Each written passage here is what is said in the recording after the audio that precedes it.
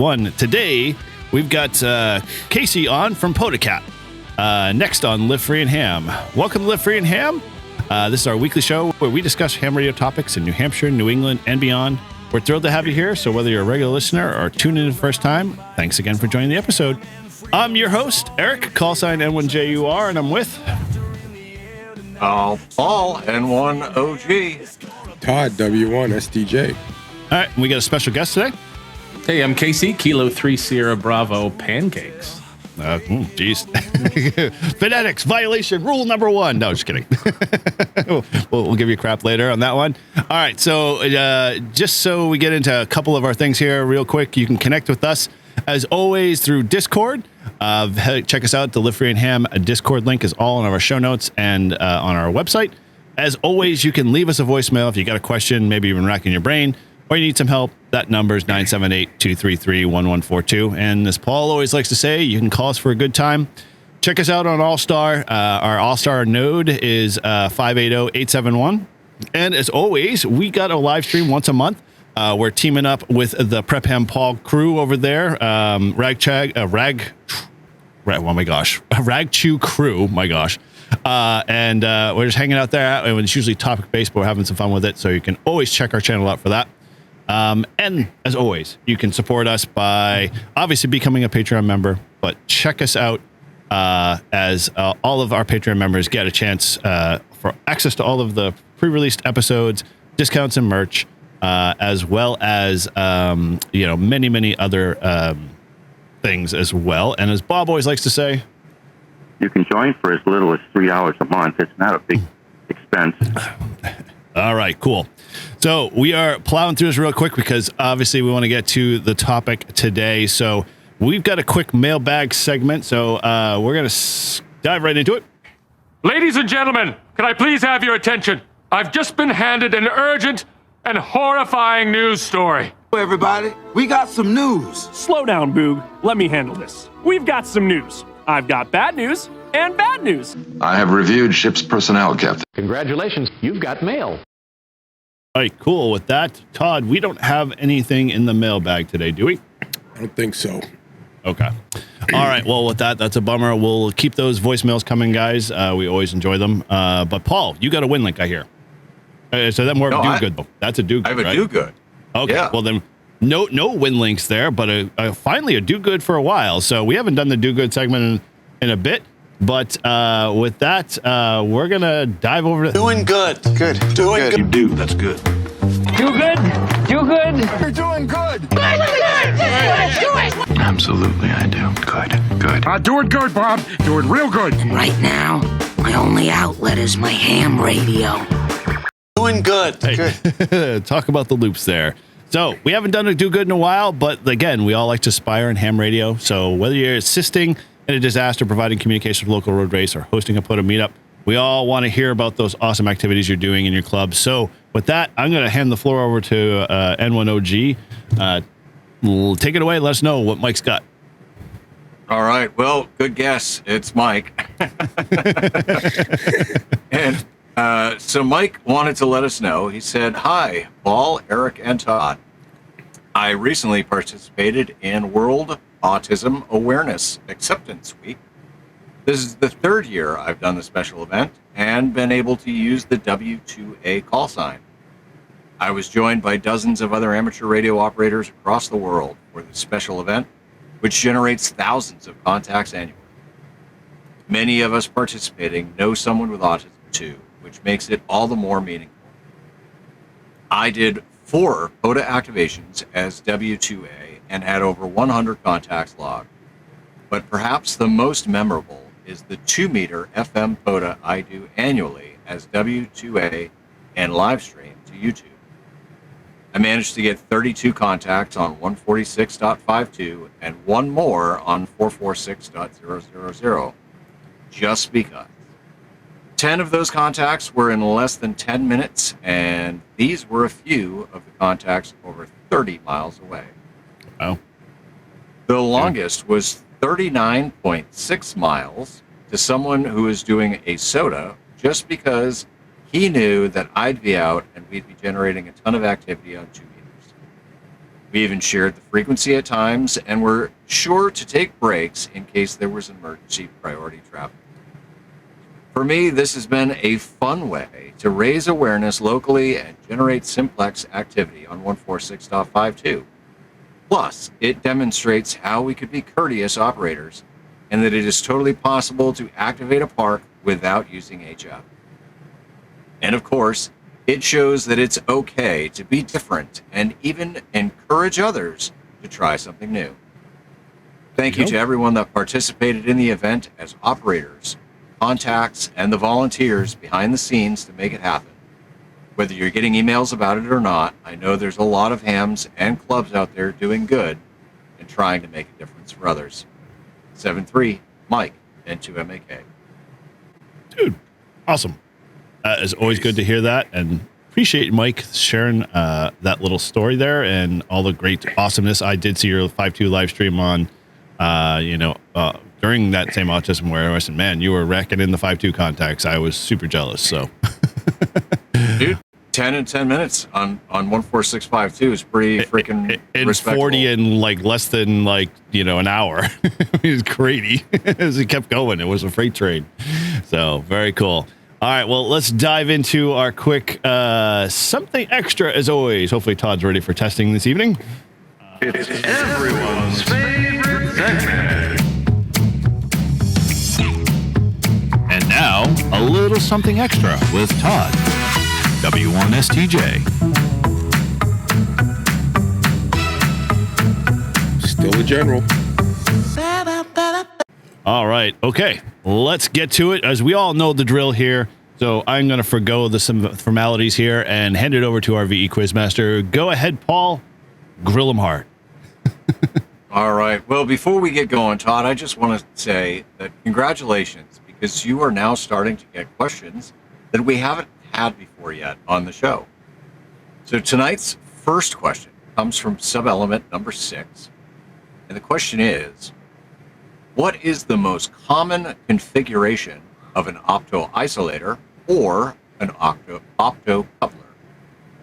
Is it A, an LED and a phototransistor? B, a frequency-modulated helium neon laser? C, an amplitude-modulated helium neon laser? Or D, a lens and photomultiplier?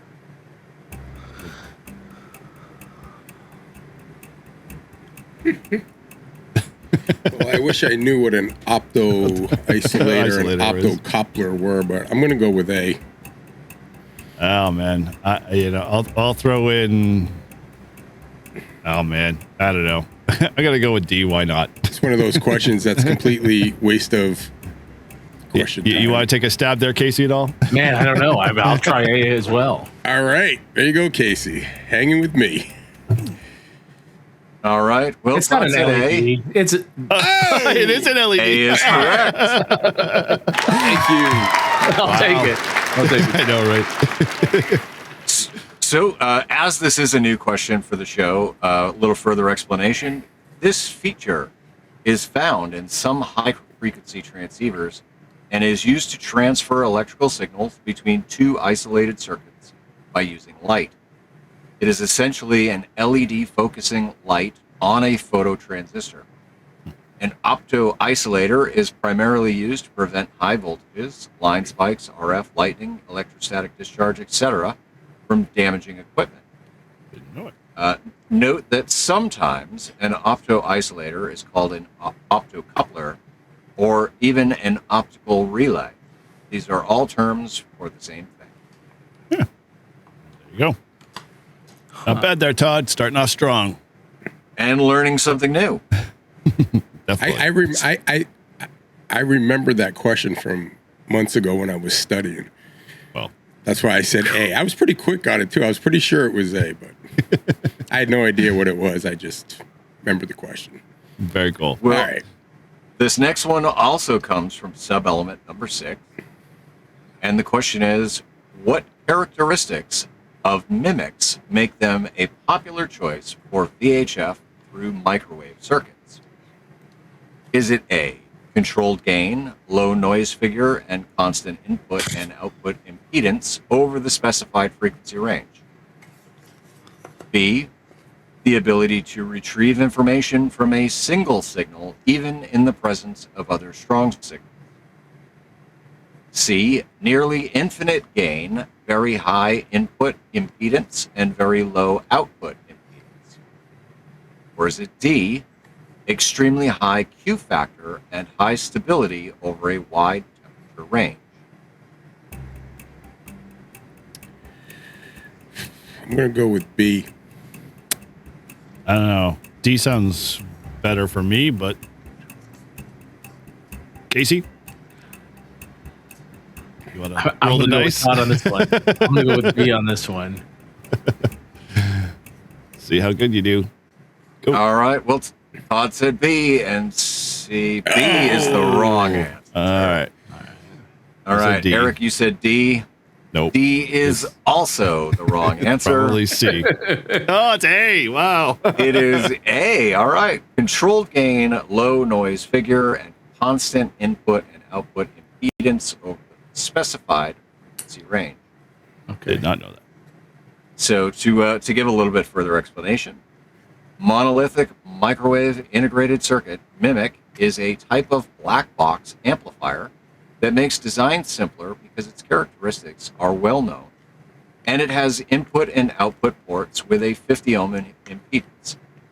It is essentially a Lego brick that can be plugged into a circuit to get a fixed quantity of gain without any additional design work.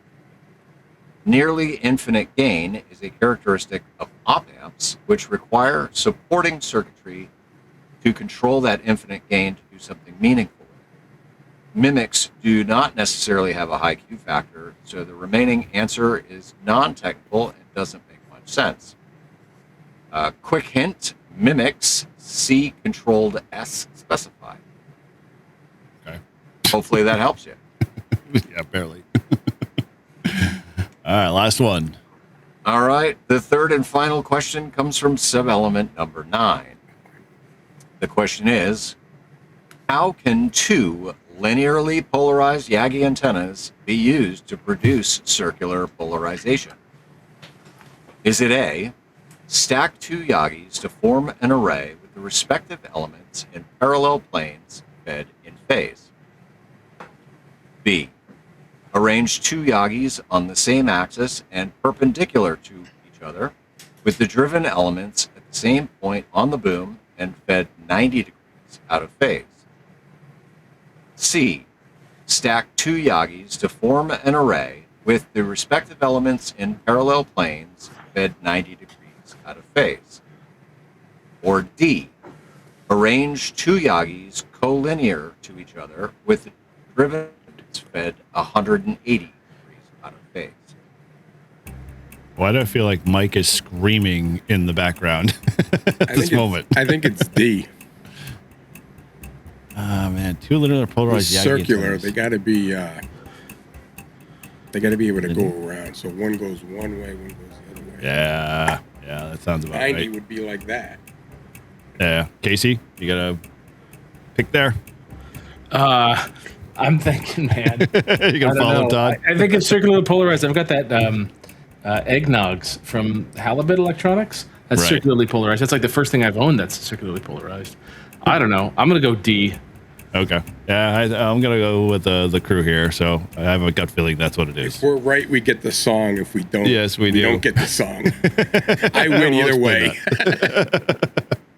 All right, so final answer, Todd? D. Oh, wow. Is it B? It is Yeah. B. Okay, perpendicular. Because if you think about like a satellite antenna, right? You've got two Yagis that are on the same. They're on the same, but they're 90 degrees out of phase. That makes sense. So here Same to boom. further explain, only one answer has the word perpendicular in it.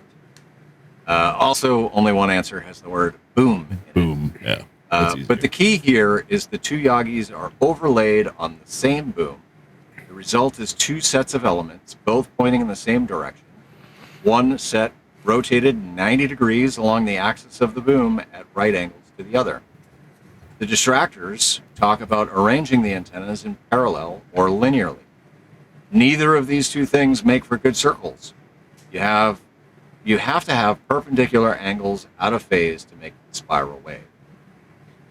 And then there's a link to a video if you want to check that out. Cool. Well, no song for you, Todd. Are you sure? I mean, Todd got 2 out of 3. No. Didn't he? No, he didn't. He missed this last 2. Yep. Sorry. Pretty much 1 out of 3 for most of us. All right. Well, as we're always on the journey of studying for your technician in general or extra class license. In that case, you got to go to hamstudy.org. It's an awesome resource to get your ticket. And maybe if you've received your license or got upgraded, let us know. And with that, Paul, do we have any upgrades or anybody we want to give a shout out to? So the last shout out we gave was Rabbit Ham for achieving extra before April. Extra. And, we have a session coming up this coming Sunday. We have 3 applicants already on that one. So sweet. There will be some new ones the following week. All right. Okay. Well, with that, we are going to go into a really kind of quick speed round here on show format here with the Ham Radio Week catch up. So we're going to pass it over to Casey. Casey, welcome to the show, obviously, first and foremost. And second of all, hey, how's your Ham Radio Week? Any highlights, anything you want to share? I've been working on EchoCat and POTACat, which we'll talk about. And, it's just such a fun community. I met a guy locally from the local mesh, ham radio mesh group. Oh, it's cool. called Philly Mesh. It's like mesh first, kind of amateur radio second. And met a guy through that. And we got together a couple weeks ago at an event, like a POTA event. And then yesterday, I just hopped on my phone and saw he was activating, and I got to do a quick QSO, and I thought that was pretty cool. Sweet. Nice. Yeah, so we'll definitely get more into the EchoCat and POTACat in a second or two. But with that, let's throw it over to Paul. How's your Ham Radio Week, bud? What's been going on? Did 0 ham radio this week. So that's it. That makes it easy then. we're all a bunch of anti-ham radio here tonight this evening. No big deal there. Todd, hopefully you'll be able to recover. All right, any ham radio at all this week, my friend? Nada. Wow. Okay. I didn't even get a 2 meter. No 5.2 contact? No 5.2 contact. But I heard Tim today when I was in Manchester, and he was talking to Ralph. I couldn't hear Ralph, but I heard Tim. And then when I tried to reach Tim, I was out of range because I was leaving Manchester, so I was in a dip or whatever. So the big giant RF hole that we have in Merrimack. So unfortunately, I didn't get it, but I did hear someone. But that's about it. Very cool. All right. Well, my ham radio is probably about the same. I mean, in essence, the only thing I kind of culled out of ham radio world is that Casey dropped a 900 megahertz mobile radio, which is sitting behind me here. So I got to get that thrown into the truck. And he wants me to do some initial testing. So I'll have to set it up at least. I'm not quite committed to putting just a dedicated 900 megahertz radio in the truck yet. But what would you use it for? Well, primarily, so 900 megahertz has gotten resurgence around here for many reasons or another. I think primarily one of our club members had found a really good deal on eBay for a whole bunch of 2-watt mobile Motorola's that were 900 megahertz that he could program. And so he bought, a lot of them really, really cheap, programmed them, handed them out to people and stuff like that, which then got them more interested in repeaters. And, the whole cycle kind of falls, in line with that. And so they've realized that the small little 2-watt HTs don't get far. So you end up going, okay, well, what's the next thing? Well, then you buy a Motorola, mobile rig and reprogram that, and who knows where the rabbit hole is going to go from there. So cool. Yeah, there's a couple of guys. Actually, we had a guy in our club came talk about 900 megahertz and doing it on the sideband side because he's a big microwave guy, which, kind of sparks my interest a little bit. But he did a whole demo on it and how, he's really, it's just a selfish thing for him. He wants to make as many contacts as he can on 900 megahertz because it's one of those bands that, we're secondary users on. So we don't always get a chance to play on it. And when we do, it could be one of those weird bands, but it could be really, really cool in terms of making contacts with folks. So yeah, we'll try it out. I don't know. That's a band I have not played with. I barely could remember what what actual frequency label it is. It was like 33 centimeters, I think, now that I know. So cool. All right, cool. Well, with that, we know obviously we're going to dive into tonight's topic a little bit. So we invited Casey on to come talk about this app that is kind of taking off like wildfire here in the YouTube world, and mostly just in the ham radio world too as well, called POTACat. So if you maybe have heard about it, then you're in the right place. But if you haven't at all, Casey's going to kind of give us a good level set and show us and tell us a little bit about what the whole kind of solution is. And then kind of dive into the coolness factor, that they've been working on in terms of development and improvements and features. So, Casey, if you need, you want to do a screen share, totally let us know. We'll bring that on too as well. But go ahead. The floor is all yours, sir. Great. Okay, cool. Well, thanks for having me on. I'm excited to chat about this. And really, I kind of set out to solve a big problem for me. If you all are park chasers and you like that whole kind of side of let me move you guys over here. Here we go. Like that side of it all. You know how much work it is to like get ready to, like if you reboot your computer, like what do you have to set up? You have turn your radio on. You got to open up POTACat app. You got to open up your logbook. If you're doing any CW, you got to open up the reverse beacon network. That's just so many things, so many windows, and in like the limited time that I have, I've got 2 young kids at home. My wife and I, we bought a house a couple years ago. It's 100 years old. There's like unlimited, tasks and projects. It's like if I'm going to play radio, I'm not playing it for the weekend. I'm playing it for 20 minutes. And I just want to have as little friction as possible. So the thing I set out to do was just to build this thing here, which is a table. And if you see my screen, you'll see that I just have a table here for everyone that's on the podcast listening. It's just a table that has, it's kind of like an Excel spreadsheet. But what happens is this gets populated. Currently, right now, it's all populated with POTA. And you can see all of the activators on POTA and the different bands and the different modes. So I'm just looking right now at 40 and 20 meters. And for modes, we can just look at, who's on sideband right now. And the number of people on sideband is relatively small. We've got 12 spots right now. And if you saw this on POTA.app, you'd have to go over to your VFO knob and spin it. But if you can see behind POTACat here, I have my Flex Smart SDR open. And you'll see if I just click on any spot here, like this one, Matthew, boom, I just QSY directly to him. And for me, this was a big time saver. I think as you can see, like this opens you up to being able to click spots that are useful for you. And then I started thinking, what are the other spots that I'd like to see? Like DXpeditions and just people DX on the different bands and modes. And we can look here and I can just open everything up and I can see here's a DXpedition right now in Elvira. You guys know about this one? I don't. No, I haven't heard of it. And that's over in FTA8 land. But if I want, I can click over on map view. It pops a map, and because I don't know where that country is, I'm just going to zoom out, and here it is. It's one of these two. These are our 2 DXpeditions that are happening right now. So there's one that's 3x3a, and here's the other one, also 3x3a, but it's activating POTA. And this is in Western Africa, right by Sierra Leone. So, I mean, just like that for me is cool. Just to, to aggregate POTA was nice, but then to aggregate beyond that, all of these neat DXpeditions, I think is really fun. And then to see, who can I go work over in Italy right now? I see someone, Massimo's working CW right now, and I can click a tune right to him, and then I can check in with my Flex and see if I can hear him. So the utility here for me was just to make my life easier in the limited time that I have to be able to hunt and kind of just be an effective activator. And then one thing after another happened. So the next thing that happened was I needed a log, and I'd always pull up Polo on my phone. I love the Polo app. I think they did a great job with it. And I'd log there. And then after I log in Polo, I'd have to like export it and send myself an email and then like upload it to QRZ. It's kind of a pain. So I built a logging function in here. If I just work this station here in Elvira, I can click log. It shows that it's a POTA log. Sorry, this one wasn't the POTA. This one was the POTA. It will pre-add in the park that they're in. It'll do the frequency, the mode, add the UTC time and date. It'll pull in my power, and it'll give me the opportunity to drop a 599 or whatever my RST sent and received is, and then it will respot them back to the POTA network.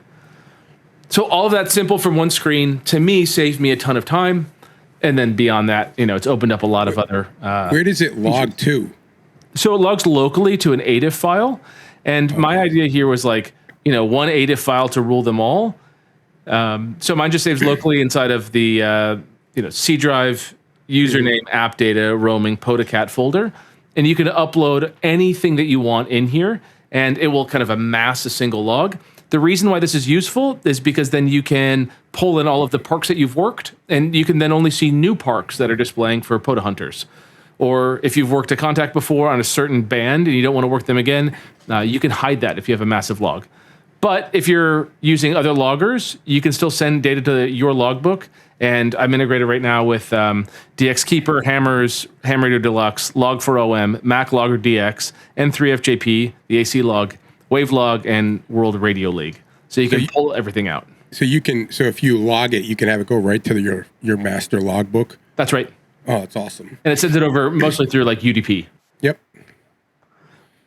Yeah. So this was like the big idea of it. And one of the things that I found really fun, like today I was running an errand and I was just like, there's a POTA thing going on. So I was just like, who's on single sideband? And I'm driving, so I can't like look and like, flick around. And I'll show you how I do this mobile in just a minute. But, I sorted here by distance and I clicked my first spot and then I click scan. And what scan's going to do is it's going to dwell on a certain frequency for 3 seconds, and then it's going to increment to the next one. And you'll listen and hear if you hear them. And if I hear it at any point, any voice, I just hit the space bar, and it will stop it. And then you can go work that station. So for me, that was nice. I was driving, doing my thing, and I heard a station, and I was able to stop on it. And then when there was a break, I was able to get on and chat. So it's an HF scanner, basically, guys. HF scanner. Like, that's how you say it. Yeah. Yeah, anything you find, you can literally listen to it for 3 seconds. It rolls on to the next one until you actually, like, if you hear some audio, then you can, make a contact with them. That's right. And you can set your scan dwell time. So it is user defined.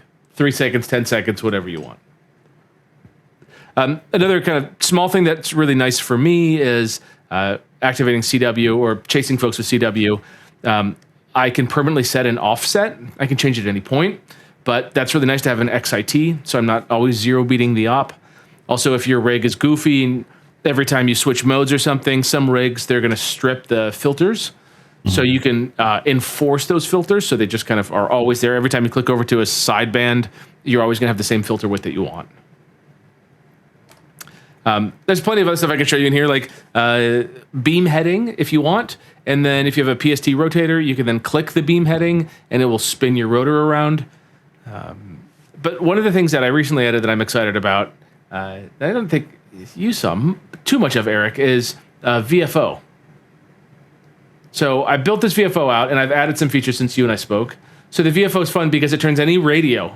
And I want to say that right now I'm using my Flex, but this would also work right here on my QMX. So it doesn't have to be a fancy Flex. It could be anything. It could be your 7300. It could be your 7300 Mark II. It could be, a FTDX10 without the network card. So this is the VFO knob, and as you see as I spin it, you'll see behind, my flag here in Flex starts spinning around. I can change my steps, so I can make them bigger or smaller. So I can do my increments as I spin my VFO knob. I can PTT, which will transmit directly through my Flex. I can log from here. But then this is something that I added, which I'm pretty excited about, Eric. It's a little buggy, but I'm working on it. Mm-hmm. I click this, and it switches over my audio to a Web SDR or a Kiwi SDR that I predefine. Oh, nice. So out here in Philly, we've got Bucks County, which is kind of near me, and then I've got Pittsburgh, which is a little bit further away, but maybe I was thinking that might be a good one. And then I've got NA5B. So I just click here, and now I'm listening to the SDR. Wow. I don't know if that sounds awful for you. I'm sorry if it does. I don't know. We can hear it. It sounds like HF. Yeah. But I'm trying to spin through to see if there's anything there that they can hear, anything that I can't hear. Mm-hmm. And then over to Pittsburgh. Oh, nice. So the big idea here, too, is someone can play with this and have all this fun without having their own radio. So, Eric, think about what that opens up with WebSDR. You don't have your own radio. You can't transmit. Fine. But you can still go in. You can still chase spots. QSY to them, listen to it, get a feel for it, kind of start understanding stuff instead of just saying, get your ticket and I hope you'll figure it out, Right. Yeah, and I've spent a lot of time actually. Oh, I'll show you that in just a second. Here's the directory. So this is a directory of HF nets and shortwave broadcasts. Shortwave listening broadcasts, SWLs. I'll just hit a little Control Plus. You can zoom in. This is built on Electron. This is all free and open source. It's cross-platform, so it works on Linux, Mac, and Windows. People have ported it over to a Raspberry Pi 5. I don't know if one guy was attempting to do it to a Pi 02. Oh, I don't know if that's going to work. It's a little tight. But here we are with the HF nets. So you just do a one-click, and now I'm on the Alabama traffic mic net. I think this is fun to be able to find these things because for me, I was like never finding any nets ever because I don't know when they are. And this is just a document that shows all of the current nets that are live. Almost all of them are on 80 meters, a couple on 40. And then SWL broadcasts. If you want to listen to Radio Canada time, it's just a click to listen. And again, remember, if you don't have a radio, you can just tie into a web SDR and listen to it there. So you can listen to all the stuff that you want to hear. Nice. Okay. Yeah. I did a lot of work today on what I call JTCat. I'm open to a better name, but JTCat is the FT8, FT4, FT2 integration into POTACat. So I have that live here. We'll see if anyone's on 20 meters right now. But I can do this. This does the full decode of the weak signals and allows me to transmit from here. And it does everything it does the protocol just like you would expect it to, like WSJTX. By no means am I trying to take WSJTX away. I think WSJTX is awesome, but this keeps it all in one place. Previously, for me, my experience was if I wanted to play FT8 on my phone, I would have to log into my computer remotely from my phone and zoom in on WSJTX. And that was just kind of tricky for me. I didn't like that. I think this is cool. Mike has a suggestion. You should call instead of JT, should be called Grouchy Cat. Grouchy Cat. Should it be called FT8 is not Radio Cat? Yeah, that could be the other one too. It's a little long, but it's a little long. Lazy radio. Yeah. So this is using the FT8 underscore. We'll call it Lazy Cat. Yeah. Lazy Cat. Lazy Cat's good. I like that. We can go with that. It's even longer, which I think is appropriate. So you've got the same CQs and 73s. If you just want to see those, you can sort by strength, by decibels. And then you can also sort by wanted. Wanted, I'm building out kind of a pretty sophisticated wanted structure where you upload different logs and state what you're looking for. Maybe you're looking exclusively for a DX or someone or something. So you can be able to monitor that. And then for us Flex users, more work's needed, but I've got a multi here. So with multi, I can do a multi-slice. So now I've got 3 distinct slices that are open that are going to be chasing FT8 on 15, let's say 40 and 20. And it'll pull that all in and show it all in one place. Nice. Yeah.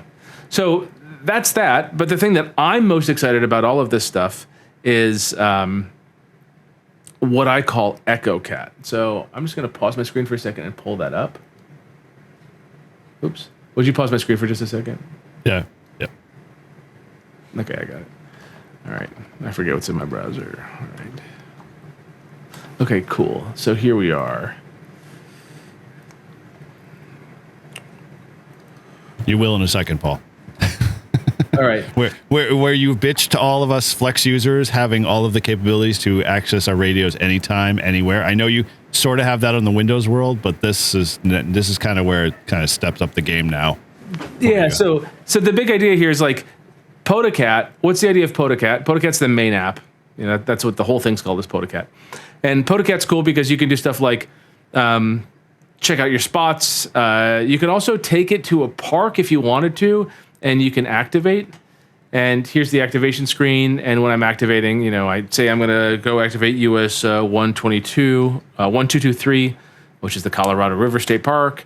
And I figure my frequency that I want to be on, I'm going to be on 14.028, and my mode's going to be CW. I just QSY'd my radio to it, and then I hit start activation. I can go work my spots. I can also see other POTA spots, so I can hop off and go chase them if I want to. I log everything in here, and then I can see my past activations. Like here's a past activation where I worked 11 spots.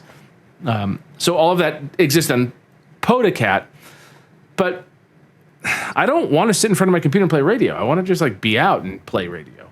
And the Flex does that with its $100 app from Marcus, the Smart SDR app. But I wanted to do something easier. And I wanted to do it for my QMX. Because my idea was, if I could make POTACat work for my QMX, I could make it work for like any radio. And it's been pretty exciting. So basically what we're doing is running a web RTC server on your computer through POTACat. It all happens automatically. You just go to settings and you just turn on EchoCat. That's all you have to do. It starts up a server. It provides you an IP address. You copy that IP address and go to it on your phone. And as long as your phone and your computer are both on the same VPN, and the VPN that I like, that is 100% free, is called Tailscale. If you're on Tailscale with your phone and your computer, and you go to that IP address, boom, this is what you see. And this is a remote control for your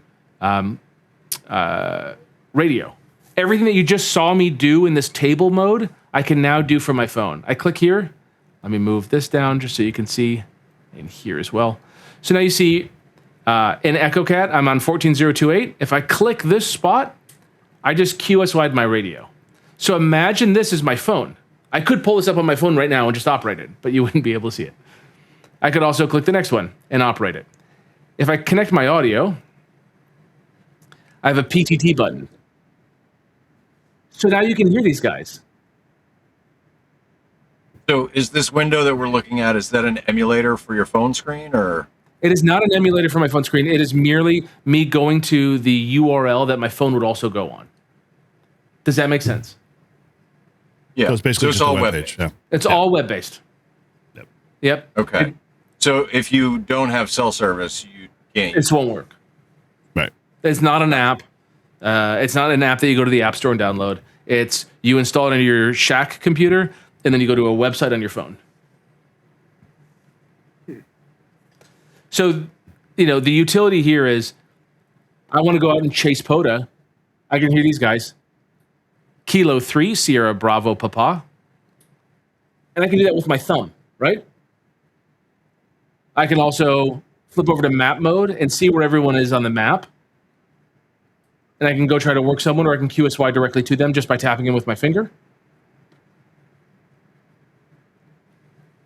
I have the ability to log contacts here. I also have full access to my logbook. So my logbook is really just looking up my Shack's logbook. So I have my log on the go. I can activate if I want. This would be useful maybe if you want to go activate and you have your POTACat computer with your radio at the park and maybe you have a hotspot. That would be the utility of this. I have a couple users that do it. But then we do full FT8, FT4, FT2 decode. So you can chase FT8 from your phone right here. So Paul, imagine this is on your phone and you're in the checkout line at the supermarket. You can just go chase a little FT8 if you'd like.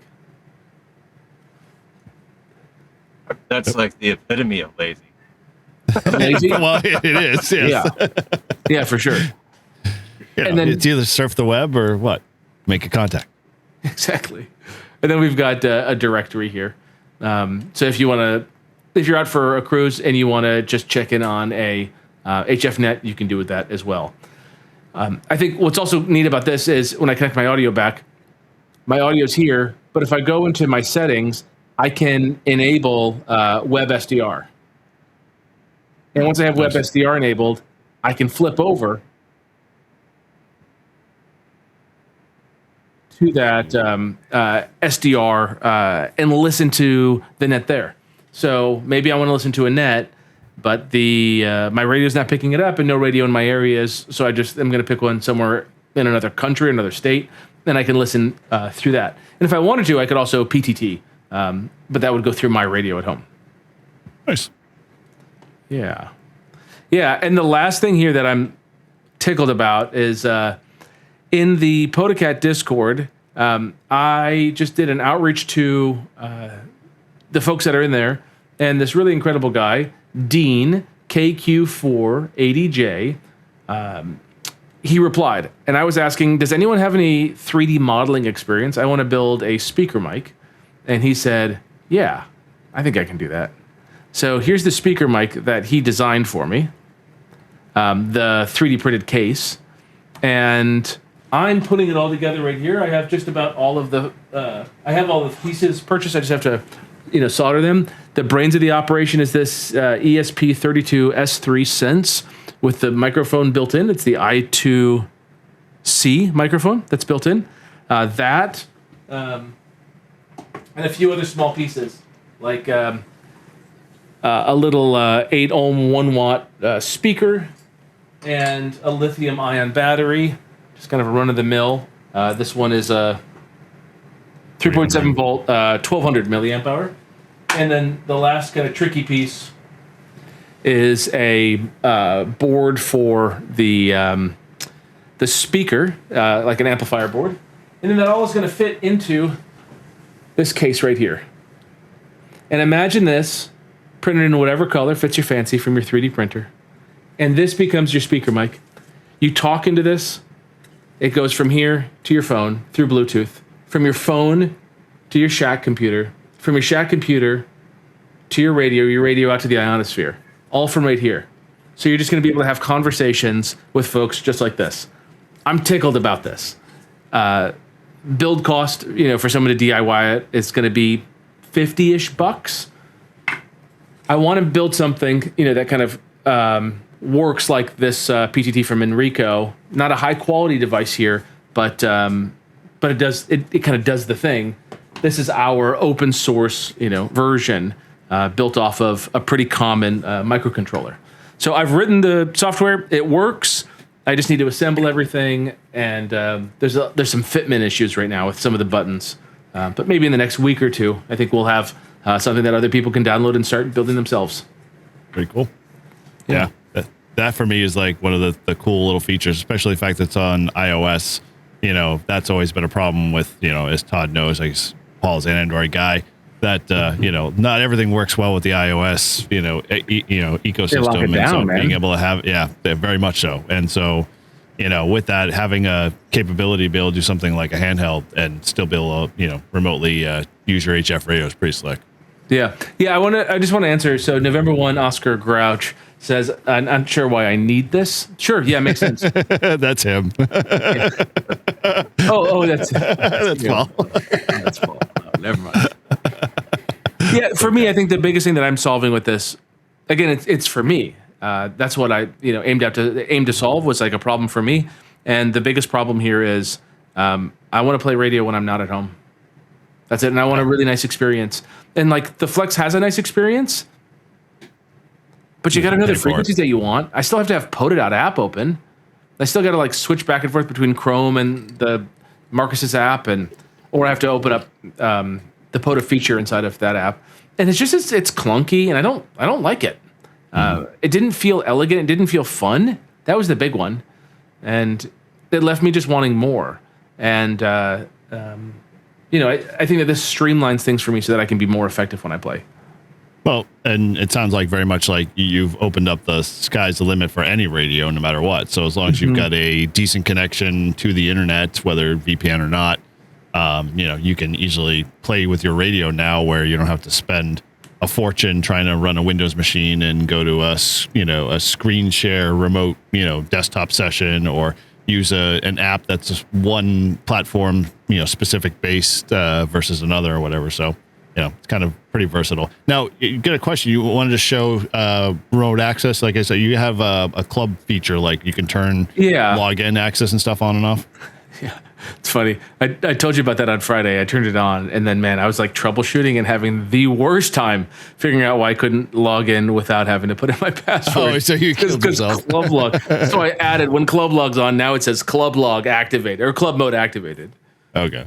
So yeah, I have a club mode here, which you can check right under EchoCat. We've got it here. There you go. Club station mode. So if you have a radio at your club and you want to give folks access to it, limited access, give someone access for an hour every other Wednesday, you turn on this mode.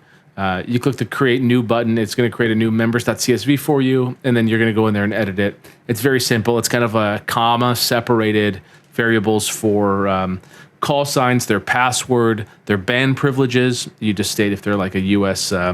amateur extra or a general or a technician or whatever. And they're going to be able to access the radios, work them remotely, and stay within band. Yep. And still be able to do all the POTA features under their own login, Yeah. and access. So. Yeah, and it'll save to their own log file. Yeah. One of the things I have here is it's the only thing here that has anything that's cost associated. Everything is completely open source. Everything's on GitHub. I think I'm probably at 100 commits by now. I don't know, 30, 40, 45 versions I've released so far as we've been building and testing it. So everything's free. But if you want to back your log up to the cloud, there's a $5 a month feature for that. And that is also a requirement for the club station, because how else would you exfiltrate that data? So that's how that exists right now. And then other folks that, you also have the opportunity to get cool widgets. And these widgets are for like WD4DAN. He's got the POTA widgets for all the parks hunted. These widgets show not just the POTA parks hunted, but when you've been active, your stats, your most recent activation, all of that kind of stuff. So like how, Paul, if you remember how Ham Radio Dude did all of those OBS kind of apps and the like in his setup for FT8 battle, where we could integrate that into our live stream kind of thing, kind of same similar stuff. Mm-hmm. So being able to show your real-time stats or if you're hunting or whatever is pretty cool. So. Yeah, another thing here is propagation. If I was to call CQ, you could see my reverse speaking network here. And then if I was on FT8, and you could then see me on PSK Reporter, and both of those things populate on the same map, which to me is just 2 less windows I have to open. And as long as you have POTACat running, it's going to grab that telnet data, and it's going to be able to publish it. And then go ahead. I had one question in terms of the logbook. So obviously, if you're running dual logs and you want to keep it that way, POTACat can coexist very much no problem and keep everything all in order no matter what. So if you wanted to still keep church and state separate between real logger and POTACat, the capability's there, right? That's right. Yeah. Yeah, and I think a lot of people really like their logger, and that's a great reason to stay. But for me, I didn't have any logger that I was using previously, and I was just putting stuff, in the boring way. I'd go to QRZ and type it in. I'm not doing sideband. I'm doing CW mostly, and I'm not great yet. So it takes me a while, so I can just do it one by one. But if you're just ripping through and making contacts or clearing the board, as some of our users like to do, they want to log quickly. One of the things about logging too is if I click here on Graham to log him, it is logging him as a POTA. Everything's pre-filled in for me, and then I'm focused on RST sent. So all I have to do is hit tab, enter if I want, and I'm done. Or when I'm there, instead of it being a 5.9, maybe it's a 3.9. Boom, enter, done. So there's no mouse clicks or anything. Try to make it as simple as possible. And again, Control L pops up a quick logger. You can do comma separated. So if I type in someone's call sign like N1JUR, it'll show Eric's name there, and it'll fetch that from QRZ pretty quickly. And if you were ever someone that I decoded, like I got your name from QRZ. I had fetched it over the last couple weeks. It saves in a cache. So if I'm off the internet, I can still log you, and with a high probability, likely see your name show up here too. Cool. Yeah. And you had said, obviously, in the VFO piece, you were adding more of the kind of photo QRZ stuff too, right? Yeah, it's there. It's there, but I'm struggling with it. So you'll see if there's a couple people on. Okay, so here's a single person on. So you know who you're working, right? K4YZI, James is here, USA. I upgraded just recently to the QRZ XML subscription, which gives me access to nicknames. So nicknames is not fetchable unless you're a paying member. Right. And I hate calling people by the wrong name. And then the photo, it's fickle. I have it set to show the photo, but it's just, I'm having a hard time with it. So I need to spend some time in the log and see what's going on. Cool. And you guys got any questions for Casey? No, it's pretty cool. I like it, the simplicity of it, and that you don't have to like open up all that, because that's one of the things that's always bothered me. Yeah. It's like you're trying to do something quick and you got to go back and check it. So having it all in one spot, it's kind of cool. Yeah. Yeah, thank you. Yeah, I think to me that's a big piece of it too. And today, right now, I think we're sitting at 5,371 downloads. Wow. Not bad. Yeah, not bad for an app that we've been live for 2 months, just over 2 months. That's pretty good traction for that short of time.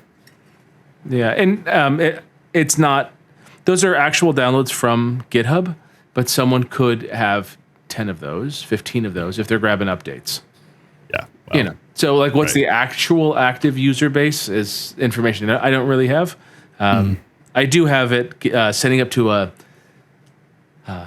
the telemetry subdomain of POTACat. So telemetry.potacat.com has an endpoint to send unique user identifiers that are not anything I could ever decode. I don't know who these people are, but if you opt into that, and the default setting is to opt in, it sends data up to like the mothership, and I can see total users. But that is calculated through Cloudflare's workers, and I just reached my worker limit, and I just haven't paid the money to upgrade it to get more to really find out. Sure. But I am logging most QSOs. So to date, 8,359 QSOs have been logged. Wow. That's it. Sorry, since version 1.0 came out. There was maybe 40 releases before that I had deleted all of those QSOs from. So cool. Yeah. Yeah, we'll Paul, any questions, feedback, or what's your interest level? Well, I mean, so I'm intrigued. Okay, as far as like remote software, I've used RC4, and I'm familiar with that, right? And I have the apps for that, so that like I could have if I had my 7300 connected to the computer and had an antenna up. I'm in an RV, right? So cool. Like my home shack isn't as stable as it used to be, where I could just leave it connected to the remote all the time. But so, I mean, are you working on an app down the road so that I mean, I think it's like a logical next step, probably, Paul. Probably. I don't know. I'm not there in my mind yet today on like what I would want the app to do. It wouldn't be terribly hard to port all of the logic over. I'd have to like write it, but I don't know. Why would you want an app? What would that give you? Well, I mean, so an app is going to give you functionality when you don't have, say, the greatest connection. But like it'll, I don't know. At least my understanding of like RC4 is, as long as you've got somewhat of a connection, you're good. Especially if you're doing digital modes. But I don't know. It's the convenience of not having to launch a browser. Yeah. Like to be able to just hit an icon and have everything be there. I hear you. One of our users, K0, K0OTC. He showed me that if you double tap the back of your phone, you can have it launch the app for you. So here it is loading for me, and there it is all loaded. So that's with iOS, and I launch now with Bluefy because Bluefy will expose Bluetooth Low Energy to a web page, and the speaker mic is going to require Bluetooth Low Energy. So if I ever want to use the speaker mic, I have to use it with Bluefy. So that works out well for me. So I set that up last night, Paul. It's just a double tap on the back of the phone. It's a native like accessibility option inside of iOS. So it's not the same. You have to program the phone to. You do. For the tap, so whatever you want to do. But you can make any web page an app an app on the iPhone, and you lose some stuff though, Todd, when you do that. You do when you save it on like, an Android as well. Yeah. I don't remember offhand what it was, but I remember looking into that maybe a month ago, and there's something that you get limited on when you add it as like add this to your home screen. The way it launches, something is limited. I can't remember offhand. Sorry. Mm-hmm. Yeah. So I mean, now I'm not a programmer, right? But I've been playing with programming for the last year because, similar to you, right? I saw a need for something that was literally only for me, and so I created this skydiving dashboard. Cool. And the first iterations of it were all HTML based. It was all web based, and it was easier to work with. But then as I started to get more advanced and added more advanced features, kind of like where you're at now, it made it simpler for the end user, being myself, to package it all into an app. Now I haven't managed to package that into a mobile app yet. But as far as like running on a Raspberry Pi or any operating system you want, right? And so that's kind of where my thought process is like, I mean, I've kind of followed the same kind of path, but I've done it with something different. But I think having a mobile application rather than trying to run everything through a browser. Not every browser shows on every phone the same way, and right. So, yeah, I think there's utility. I'm looking forward to seeing where this goes. Yeah, thank you. I don't think you're wrong. To me, the app is. I want an app because I want an app. Like I think that's it. And it's not cool that to say you have an app, right? Yeah, I could then use this speaker mic, the Enrico. I wouldn't have to do this whole speaker mic project because an app then allows me to get data that I otherwise can't get as a web page. Right. So there are some benefits to that. Also, a major benefit is the web page, while it can do some kind of like local caching of logbook information and then attempt to retry to send it, it doesn't do a very good job. If you close the page, you've lost it. So if I don't have a great connection when I send a log to my Shack computer, I've lost it. When instead, if I had an app, then it could keep it in local data, and then when I had a connection again, it could send it through. So that would be a big benefit for sure. I also think that connection timeouts is probably going to be an issue. I added functionality for encoding and decoding free DV. I just think that would be cool just to have free DV set up. And, whenever anyone pierces through the squelch, just to be able to chat with them on the speaker mic. And that, like in the car or something, I think is a cool functionality. It works with a web page, but I think it would work better with an app. Mm-hmm. So maybe there's time. Maybe. Oh, I mean, you're only 2-3 months old, so you're very early in the stages of getting to an app. I mean, apps in general also bring their whole challenges in and of their own that you don't deal with kind of right now, but it'll evolve. Yeah. I've got a buddy who did Morse Forge. I don't know if you've seen that app. It's a cool app for Morse code. It's like story-based games with Morse code. It's not just drilling characters. It's pretty great. And just like his process of like, all right, this week I have a new test flight version for you to test, yada, yada. It's like a little bit more arduous than me just being able to push something direct to the web or to GitHub and tell people to press F5 or refresh and, then the update's there. Yeah. Yeah, no, that is definitely a challenge, I'm sure. Yeah. Huh, interesting. Try that out. Story-based. Yeah. Downloading Morse Forge right now. Oh, yeah? I know, right? Yeah, give it a shot.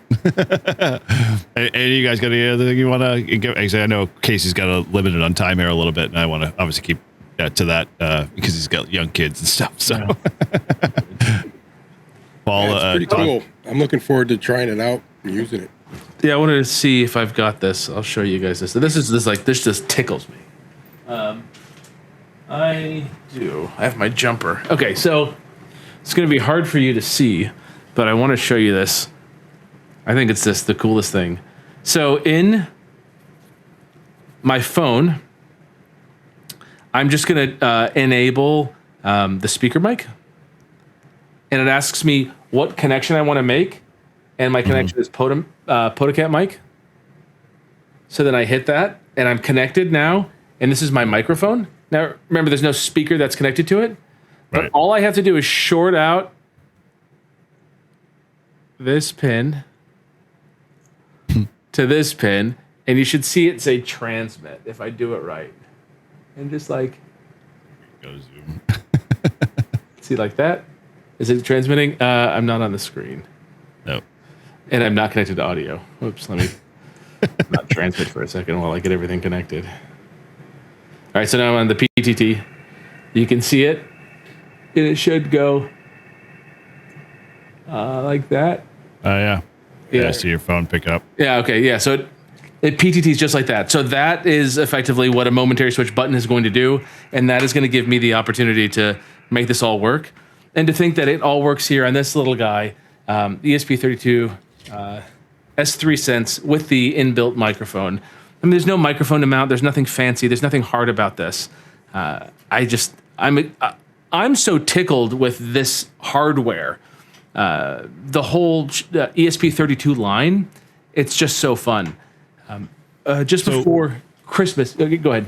I was going to say, Paul, let me tickle your thought with the 891. So, like, our biggest problem when we're out doing POTAs, like, there's no radio connection to your logging device. And we've always been like, well, why can't we just do Bluetooth? And so remember that whole Bluetooth device that I had for a while that allowed us to, use FT8CN? Well, that ESP32 is pretty much kind of the same similar ballpark. So if we could figure out how to interface it to the 891, you could do full from your tablet in POTACat, control of the 891, log everything you want, and be able to do all of the other features in it without having to have a separate, another WSJTX and all the damn cables that go to the radio and all that other stuff. And be freaking phenomenal, at least for me, because I'd be like, oh, wow, I could do any mode, whatever I want when I'm out in the park. What do you use for cat control? The USB jack? Nothing right now. I don't do anything what else. is used for cat control? It's USB and basically a 10-pin DIN, I think it is. You can so if you need so if you need data, so the FT8 side's a 10-pin jack and the USB. Basically it's a USB B port. Yeah, I'm looking at the back right now. How would you do that? Well, the device that they had basically cabled in to one side of the 10-pin, and then the other end was plugged into the USB-A or USB-B port. So basically just sat on the back, and then the Bluetooth device made the connection to whatever device saw it as a Bluetooth device. Are you suggesting that there was a Bluetooth device that had a pigtail coming out of it? That's not even a pigtail. It was where do I have that device? I'll send you a picture of the device offline, but it's literally just a small device, no bigger than side of a pack of gum. And it had a Bluetooth chip. The other I don't know what other chips it had in, but definitely was a Bluetooth chip. And then it had basically a 10-pin DIN connect female end, which would plug into the radio. And then right next to that was the USB or USB-B port female that would plug into that. So it would get power and also cat control and data from the radio through the Bluetooth. and then FT8CN would see it and control both the cat side of things and send data. Cool. And you got audio. Yeah, and we got audio, right? Yeah, that was the other piece of it. So you had Bluetooth audio. Yeah. Yep. But it never worked with any other device, which is the thing that drove me bonkers. I don't know why it didn't. With?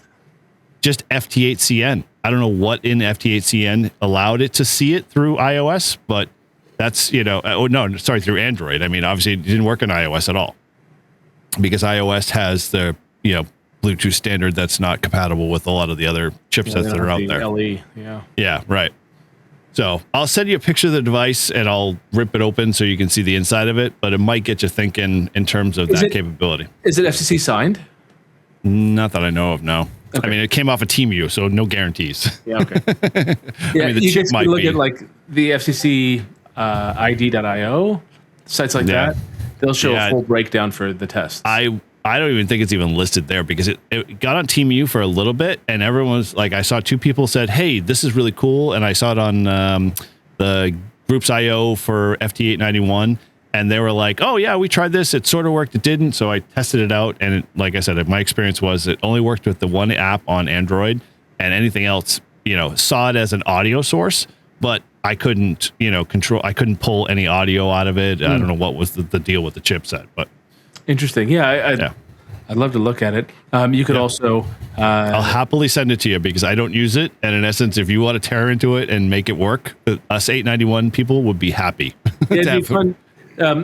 So what I used was, I've got it's on the floor. I just have like a Raspberry Pi. It's like a 4, maybe it's a 3. It's nothing fancy. But I set that up and then I used... a Bluetooth sniffer and was able to sniff out the full commands of this. Didn't take long, just to see the raw commands that it sent. Yep. I had to first, identify the MAC address, connect to it, and then it was just open communication, and I could decode everything and just see. And then I'd have to do some research to see, can the iPhone consume that data or not? And what I found was the iPhone couldn't consume the data for the Enrico, only the Android. The Android could, yeah. Yep. So, yeah, I mean, that stuff's available for you. If you've got a Pi, not terribly hard. And the AI bots can tell you what to do, point you in the right direction. True. But then now I'm down a rabbit hole and I don't have that rabbit hole time. I can show you my list of stuff I've got to get done. I hear you on that one. Yeah, totally, man. But you sound like a perfect candidate because in essence, they're like, I know the majority of people, Paul and Todd included, that would be like, dude, if I had the Bluetooth control through one app on my phone when I'm doing POTA, that'd be freaking awesome, no matter what it is. And being able to double click something from a park, especially when you do park to parks first round, and being able to just key them up and have the radio do all the heavy lifting That's what you're talking about. You're not talking you're globalizing it. So anyone that's got a radio and a phone, I'm on my phone and I touch something and it QSYs my radio while I'm physically at the park. That's like the functionality of that is missing right now for me because Polo does not have a capability right now to be able to figure out what the radio is doing or what the radio is on. Yeah, right. And being able to feed that into is all a manual process. And so, okay, fine, I'll deal with it. I've been dealing with it forever. But, having that bridge gapped, would be awesome. That's fun. If anyone wants to work on it, just come over to the POTACat channel. Yeah, well, I'll send you the device and you can play around with it. And I will. I'll play around with it. I'll sniff it out and I'll tell you what's going on with it. Okay. That's really cool. Yeah. Okay, I like that idea. I mean, Paul, that kind of justifies the idea of an app a lot more because that can then expose some of this stuff. So sorry, we just added to your list. I gotta have something to do, man. My whole thing was to push hard for 2 straight months, a couple hours a day for 2 months to get it to this point so that next week for the big support your parks. Yeah. And then really run it through the ringer. Yeah, right. And then we've got Dayton coming up, and I've got a POTACat Discord member who's offered his table at the flea market part to show POTACat. So I'm sending him stickers to pass out so if anyone sees him. And then also I'm going to try, Eric, to set up a subdomain like try.potacat.com so you can run through it. I don't know if I want to. I don't know if I can commit to it, but with the web SDR, so it won't QSY my radio or someone else's radio, but it would QSY a web SDR, which I think would be pretty sick to play with EchoCat from your phone and actually be able to hear stuff on the go. Mike, I'm still trying to understand what you just said. What the hell does he mean? Like Bluetooth paper logging? Somebody want to help me that one? Yeah, as in like mobile, using a tablet or something. Okay, but all right. It's still a stretch, but all right. Mike, okay. My call sign is the SBP is solve bigger problems. There we go. That's what it is. Yeah, that's what I did it for. Cool. All right. Well, you guys got any more you want to ask question wise? I don't know if obviously no, you want to keep to his time. So no, I think it's pretty cool. I'm excited to play around with it, see how it works. Yeah. What radio do you have, Todd? I've got a Flex at home and 891 in the field. So for the Flex, which Flex? What do I have? The 6400. Okay, cool. 6400. Great. Yep. Yeah, I just added like 63 and 6500. I don't know much about those, but for the 6400, you can push spots to the pan adapter. Yep. And do you have a Maestro or no? No. Okay. So in Smart SDR, it pushes all the spots there. I think that's useful. And then like the multi-slice. How many slices can you do? Two. One transmit. Yeah, great. So you can then do 2-slice FT8. Oh, okay. Cool. So that would be the utility for you. Yeah, I think those are the things that it opens up off the top of my head. Yeah, I think the Flex is awesome. Also, Todd, I built a CW decoder for the Flex. Oh, you did? Oh. Yeah. It works real well for the 8000 series, but for some reason, the 6000 series is just a real pain for me. So it's if you a memory issue. Yeah. That's called CWCat. It's in my, I have a repo for it, but I've got some users on it, and it decodes the IQ stream. So it works swimmingly for me. And maybe there's some utility in bringing that into POTACat at some point.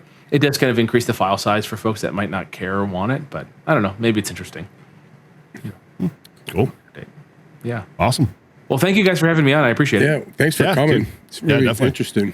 Yeah. Awesome. So, you guys can check them out. Check out POTACat if you haven't already. And if you want to, participate or come up with some ideas or help, Casey, refine the app or push him forward to getting maybe a mobile app soon, head on over to the Discord. In his Discord, we'll put in the show notes as well. And actually, you can get the Discord. It's POTACat.com Discord/Discord, right? Is that? Yep. Yeah. So I found that, Eric, because the Discord links can break. And then all of my old links broke, so now I'm using a redirect. I trust that. I spent literally weeks when I first saw you on KM4 ACK's channel trying to get into your Discord, and every time, I kept sending him, the link is broken. The link is broken. Send make it unlimited or a lifetime link, and then I swear I had, and then one day it just broke, and so then I moved right then to POTACat.com/Discord. Yeah, worked good, man. So glad to get you on that one finally, and so. Yeah, dude, thanks for coming on, and we appreciate you. And, if you got stuff that, in the future you ever run into and you want to just come on and give us an update, we'd love to have you on for sure. Yeah, absolutely. Yeah, maybe when we hit the, what do you think? 50,000 QSO mark. That works for me. I think we'll be there in a couple months. Okay. We'll see you soon, man. All right, catch you later, Casey. Bye. 7-3. Well. There we go. I don't know, Paul. What's your take on it? You replacing anything yet? No, not yet. But I mean, I don't have a lot of need to remote into my radio. Right.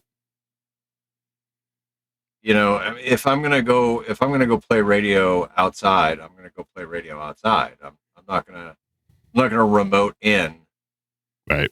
Yeah, well, it requires more for you to set up a whole lot more of that to get it to work right anyway. So, and honestly, I mean, I've got RC4 set up, and so if I wanted to play remote, I could always do it that way.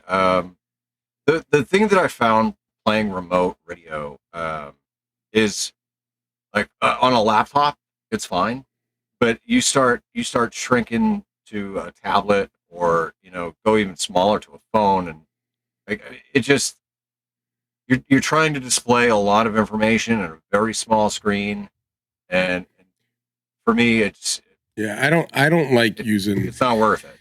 No. I don't like using the Flex on the phone. I can do it on my iPad.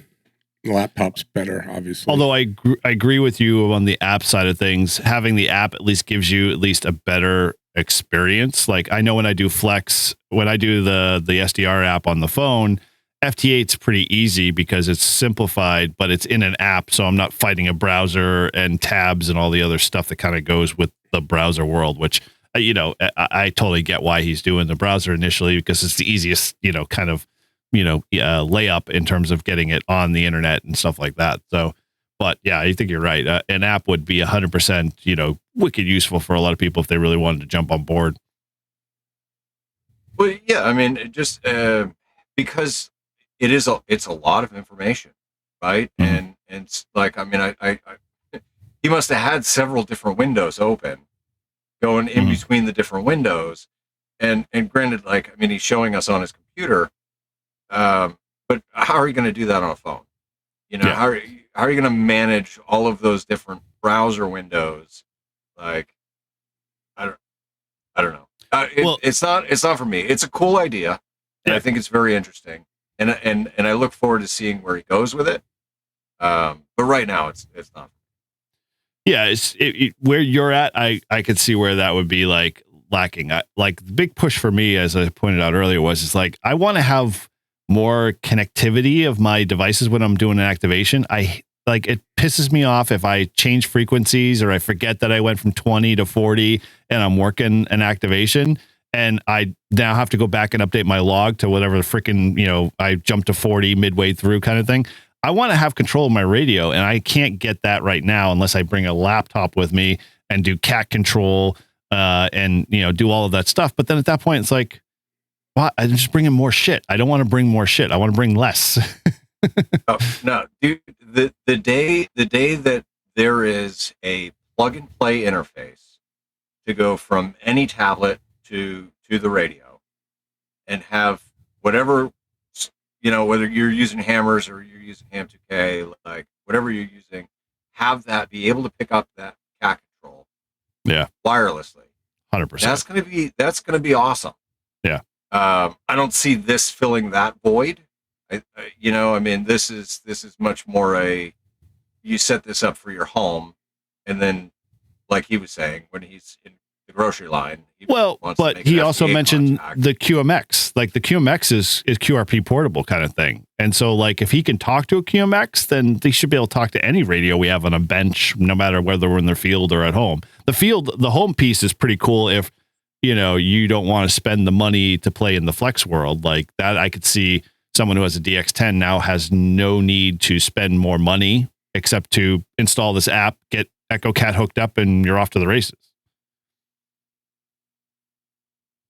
Yeah, I mean, look, dude, if there's a way to control the 891 wirelessly, or even wired into my phone, like have everything plug into the USB-C and have it all communicate, like that'd be fantastic. I mean, as it is though, I don't see this app or this website filling that void. No, not right now where he's going. He's very much living and I get why he built the app, because like as Todd knows, in the Flex world, we've got WSJTX running, we've got EdWeb SDR running, we've got all of the other apps running, all of that, and my logger separate. And I've got like 5 windows running up here, and I installed POTACat and dumped my logs to it. I have to say now all I have is just POTACat up here running, and it's running my Flex great. But, and I don't think I ever have to go to my Flex window per se ever now that I've got it in place. But I've never had to launch WSJTX again. The logging features are nice, but, for what it's worth, will I keep using it? I don't know. I mean, like you said, there's a lot of, you get into that gluttony. Like we all know Ham Radio Deluxe. We all play with Ham Radio Deluxe for the 60 days and we're like, holy shit, this is just too much. And too like it does everything Swiss Army knife, but you use none of it. which is really what it boils down to, right? Which is why I didn't buy it. Yeah, I know, right? Thanks. I mean, so essentially, right? I use AC Log, right? I paid the $60 5 years ago, right? And I got everything, unlimited updates for life, right? But I can have AC Log minimized if I'm doing WSJTX, right? And I'll have Grid Tracker up and I'll have WSJTX running. And those are the only two things that I need. And I can click on, the Grid Tracker, window, and it'll automatically hunt that station. Yep. It shows me all the parks. It highlights all the parks. It makes them stand out. So if I want to only hunt parks, and then it just dumps it all into AC Log. Does Grid Tracker pull in the stats of worked parks at all, so it hides the stuff you have? I never figured out if it ever did that. So I don't know that it hides it, but it'll put a line through it if you've made a contact with that person in that park. Okay, but not just the park per se. It'll do just the person contact kind of full log. Well, I don't know why you would want to hide a park, because there are parts of Parks on the Air where you get credit for like hunting that particular park so many times, or you get but where I would see that activator in that park so many times. But so say like you're hunting an entire state by all the parks, and you're like, I'm hunting all of New Hampshire and I want to activate all 400 and whatever parks we have in the state. Not having to see the ones I've already worked makes it a little easier, especially in that list that he's refreshing from, the POTA website kind of thing, which, for me, if I was in that, ball game, then it may make sense, but I don't hunt parks. So then, what, you're trying to make one contact with every park? Well, so here, if you're activating, say you're hunting, you wanted to hunt all the parks in New Hampshire, you could hide them. So you as you work them, so you wouldn't have to, keep working the same one.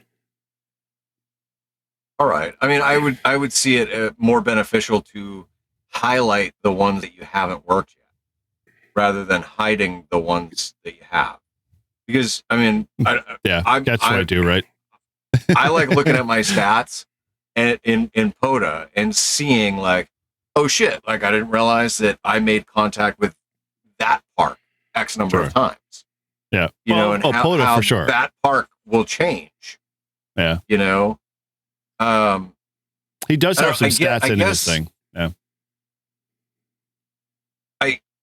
I understand, for the flex, right? It's great for you guys with the flex. I'd like to see some extra functionality, I guess. Because right now, I mean, like my band filter or my spotting list for AC Log, currently I've got it set to show me POTA. I mean, I could go in and I could change it to show me, other spotting lists, but currently I have it set to POTA, and so I can click on somebody's call sign. It'll auto switch the radio to that call sign frequency, and I can see if I can hear from AC Log. AC Log pulls. Yeah. When did AC Log start pulling like POTA parks? Oh, dude, it's been like that for a couple years. Yeah. Oh, interesting. I never knew that. Yeah. A couple years now. Yeah, so like I guess it's from a standpoint of like, I mean, it sounds like bottom line is like, if you have a system that you developed that works, because we've all realized that there was shitty software way back when, and then lo and behold, in the past 3 years, we've seen improvements like Polo and, now this one and a few others. There are a lot of like, or even World Radio League, which tends to be another one. So this is the spotting page? No, this is your log. Yeah, this is my log. But see on the right-hand side, you got these two that just popped up. Yeah. Those are POTA spots. And so because I just loaded it, right? Obviously, it doesn't have the POTA spots. Well, so it's going to... That explains why I've never seen that. I always shut that stupid tab down. No, dude, I love this. I love this because I can just click. I mean, obviously, 050 is going to be a CW. And 081 is going to be something else. 0645, that's probably a CW. But so as they're coming through, like it rearranges them so that they're all in order, and you can just click and it goes. And not only does it go, but it also fills in all the information. Right. I didn't know that. That tab for me, because I always tied myself into the DX cluster. It was just constant DX cluster stuff. So I was just like, I don't care about the DX cluster. Like that's not where I'm at. And so now that I knew they do POTA. Yeah. But no, dude, when they sent an email out a long while ago, it's well over a year, about changing the spotting, and you can set it to POTA dash cluster. Oh, here. Oh, shit. I can't copy it. yeah, it's but fine. yeah, it's you just throw that in there with Telnet port 7373, and whatever you get for POTA. But like, and it'll say like, so it's, here's one that just showed up: US 4432 single sideband Toronto National Park, and he's on 14242 AJ7CJ. It's a funny thing is like, I didn't know that existed, but I know like in the Flex world, like as Casey was saying, that like now in the waterfall, if you enable a little switch, it shows you all of the call signs by POTA Park, that type of stuff. So you can easily just do the same thing, but that's like a Flex thing. So, that's pretty cool that built into that. Yeah, no, this works with whatever radio you've got connected to your logger. Although I do like the one thing that a lot of loggers don't do, even just in general, like even SDR, like you can't, like, I like that dwelling skip option. Like we all scan our VHF, UHF radios. Why can't we do that in HF and just let it go through each of the lists of all of the POTA stations that are out there? Because I'm getting bored, man. I don't like to spin the dial much these days. And that's just a first world problem for me. But, my biggest thing is like being able to go through, watch that list go through every 10 seconds. If I can hear something, then I'll work them. But like, it'll then just roll to the next one and go through and keep going through until like I can actually like listen in the background. So like Friday was a perfect example. I was playing around with it and I just let it go through all the POTA parks, and I ended up hearing Jules and Vaughn on a park, and I came up to them. And I was like, "Oh wow, cool!" And I just hit slapped the space bar and the keyboard, and was able to work them from there. But I didn't have to like do anything with the radio or the dial and stuff like that, which I thought was a cool feature. So I mean, that was just enough for me. But yeah. It sounds like. So I mean, don't get me wrong, right? If you're doing the mobile thing, right, like you do, right? By all means, like set yourself up a center console like a cop car with your laptop and your radio heads and all of the freaking shit, right? And then while you're driving, you have it scanning HF stations, and you find one you like, and sure, slap your space bar and pick up your mic, make that contact. It sounds fantastic. I don't want to have a police console in my truck. I don't want the center of my truck to look like Jason's. Well, I don't disagree with you with that. And not that I was ever going this way, but one thing that kind of got me inspired was that now that I'm putting full battery backup in the back and a 320 amp hour battery, and then wiring all my HF and radios to it, that if he could get the radio piece working with the 891 Bluetooth, or even if he didn't, if it was just straight cat control and whatnot, I could set up a small Raspberry Pi in the back and make my radio in my truck fully like mobile, like rover kind of thing all the time on. So I can be like, oh, well, I feel like working from home. I can work my home station. I can feel like working from my truck. It happens to be at higher elevation. I'm going to work from my truck and see if I can work them. So, I'm just thinking options, man. That's really all I'm looking at. But yeah, it's too much at this point. I'll never get, I'll never get it done. So it's wishful thinking. Hey, Todd, you see Bob's comment? Yeah, I'm feeling better. So I don't know, dude. It's always interesting to see it. There are people out there making some interesting apps. And the one thing I love about the fact that his passion is that he is, in my recommendation, he's been better about accommodating and asking for people's input and making changes and like being good about that. Like I love app developers who love to do the stuff like that. Whereas like you look at other platforms, which I will rename nameless at this point, and it has an L in their name. That platform you offer suggestions, but it's like, oh, unless you're a paid subscriber, and it's like, dude, no, I don't have time to spend the money for a logger that I want in the world, cloud. But whatever, anyway. Well, I'll tell you. So I finally got to version 1.2.2, which is where I think I've got the majority of the bugs figured out. Nice. But I put it out on Reddit, and I put it on the Book of Faces, and I said, hey, I need some skydivers to test this. Wow. Right? Do you know how many downloads I've gotten? Enlighten me. I would be blown away if you had 0. No way, dude. 0. Oh man, 0. Not one person has downloaded it to test it. Well, you understand the rule of marketing. The rule of threes is in marketing. So unless you posted it like 30 times and done it over the 30 days, then people are not going to see it. Like, I can't tell you how many times I've had people just in our club go, oh, I didn't know you were looking for volunteers. How much more do I have to communicate that we were looking for volunteers? Put it on, throw it up on TikTok. Yeah. You'll get people to download it. It may not be the people you want to download it, but I'm sure people will download it. I don't do the TikTok. Neither do I. I'm with you on that. But the Book of Faces, man, I'm surprised you're back on there. But it's sparing. I tried to appeal the Facebook Marketplace ban. They won't freaking undo it. So. Mm-hmm. So just create another account. I can't. Dude, I've tried. Yeah. They banned them all. Wow. Yeah. Well, stop. Don't sell your knives then. Actually, you know what? Don't sell knives on Marketplace. You might be interested in this website that I don't know if you know. Have you ever heard of Blade Binge? No.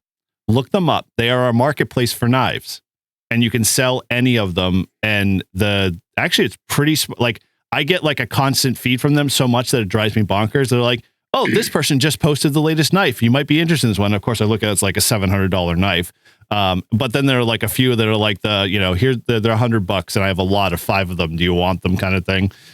But you might check them out. You might be able to sell them there. And, that way you can avoid, Facebook's, bullshit. Well, I'll tell you, I mean, as it stands right now, basically whatever's left at my house, out my house, and I'm just going to eventually get rid of it all. Yeah. So. Well, hey, cool. Yeah, it's kind of what it is. I mean, if you haven't used it now, you're not missing it. That's the way it works, right? Not missing it, man.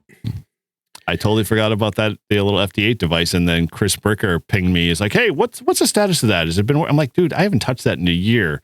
He's like, well, you got to think about, tearing it apart. I'm like, dude, I don't have the skills or the time to figure out how to tear into it to make it better. You want it? Somebody was supposed to. You would talk to somebody. Yeah. They were supposed to freaking fix it. Well, I can't put him or him on the spot too much because he did buy one, but then he got ill. So like, I can't, fault him for getting ill and whatnot. But I just like the vendor that was supposed to, that was a VE2DX guy that was in Canada that was making all of those other Bluetooth devices. He was super excited and I was going to send it to him. And then he sent out that notice at the beginning of the year when when tariffs hit, and he was like, I'm closing the doors. We can't afford tariffs. And, he went away. So it is dead. And you can't even find the device any longer, which is kind of ironic because people's like, send me a link. I'm like, I can't send you a link. It doesn't exist. Nobody uses it. They won't even put it up on TeamU. The thing is I know nothing about programming computer chips and all of that, right? Neither do I. I've been seeing some of the cool stuff that Dave's been doing with the Seed Studios, like ESP32. Like they're small, man. Like they're really freaking small. Yeah. If I knew more about it, I think it's probably a fairly simple project. I don't know what the fuck I'm doing. Yeah.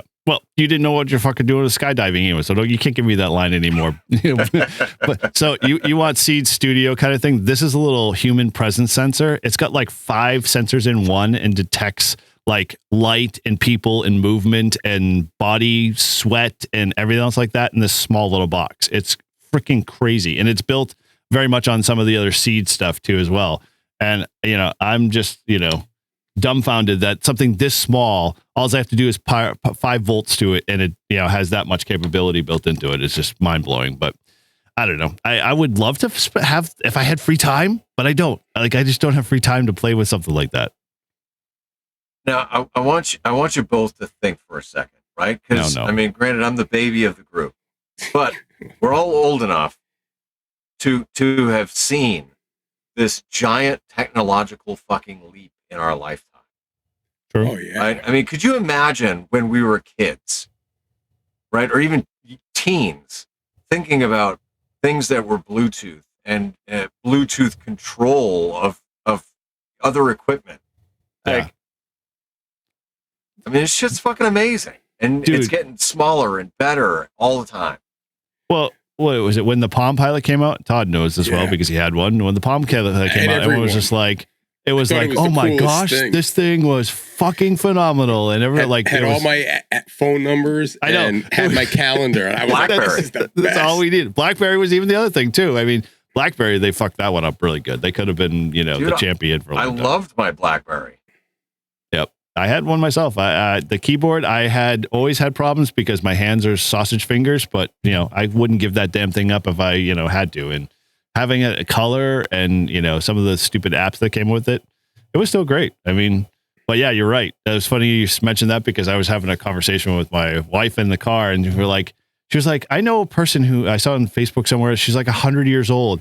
She's like, that would mean she was like born in like 1926 or something. She's literally 100. Yeah. 1926. Six. Yes. And so I'm just like, she's been through like several wars, the conversion of the car, all of that shit. It's just like, okay, fine. I don't feel so bad at this point, thinking like how cool we've had it.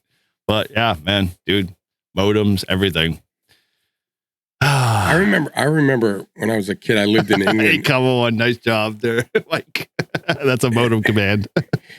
I remember like you got 1 hour a week to go to the Apple lab, and it was like the Apple one, and you would be like 10, in quotes, hello, 20, repeat or something, and then it would just be like, I just remember basic. Yeah, and I remember the teacher saying, someday you're going to be able to write papers on like on a computer and delete, and you won't have to use typewriters and all this kind of crap. And I was like, yeah, right. Now I remember my cousin got married. I think it was 96, and the Yankees were in the World Series. And I'm like, why are you getting married during the World Series? So I had that. Remember the Sony little TVs, the black and white TVs with the antenna? So I'm sitting at his wedding, like at the reception, and I've got this little TV, and there's a picture of me sitting there with every guy, including my cousin, behind me, watching this like 1 inch by 1 inch square TV of the Yankee game. Dude. His wife, is still to this day says, I still haven't forgiven you about the Yankee game. I'm like, well, you shouldn't have gotten married during the World Series. Yeah, I know, right? Did you plan right? Yeah. So it was, but you think you're going from that to now, like there's so much shit you can do on your phone. And I mean, there's even more stuff that we don't probably even use. And now we're doing with this AI stuff. I mean, I freaking wrote down, someone had asked me to respond to an article about the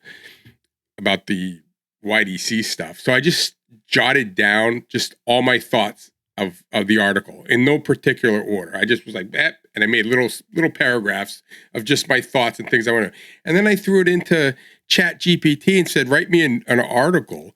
And it took everything that I had and it wrote this perfect art. I mean, I went through it. I was like, I didn't have to change anything. I'm like, that's awesome.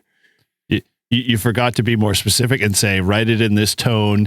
And my feelings are said. It asked me if I wanted to make it more concise. You had all these options, but like it's almost like people are going to be just so stupid because no one's going to need to write anymore. No one's going to need, obviously they don't need to spell. Well, here's the other thing with this is like, I don't know if you've ever realized with ChatGPT, and maybe Paul's got obviously some experience. When you throw stuff at ChatGPT, it treats you nicely. It encourages you along the way. It almost makes you feel stupid because you're literally like, you believe what you're seeing. And a lot of times that could be incorrect information. ChatGPT is not 100% right. And, if you're asking a complex, things to do, I've done it several times. And then I'm like, no, you're an idiot. This thing is way off. And I literally say that. And it's like, oh, I'm so sorry. I'll try to do better next time. Like literally it's like HAL 9000 trying to say, I'm sorry, Dave. like I use this. So I use this note app that I can dictate into.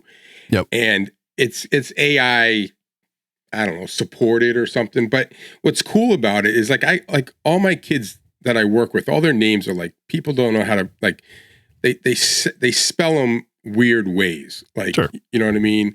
Like, it's like, that's not the way, but as soon as you change it, you say, Eric is spelled A-R-A-K. That's yeah. Right. Something like that. It will then, from that point on, when I'm talking about you, it spells it the same way, which is huge because when I would just like dictate into the microphone, I'd have to go back. And so now it just does it, and it'll record what I'm saying. It'll put a dictate out, and then it gives you a summarize. So like for doing meetings and stuff, like I don't need to be at the meetings. I just hit record and go do my whatever I'm doing. And then I come back and I read like a 1-page summary and I got everything in there. I'm like, oh, that's sweet.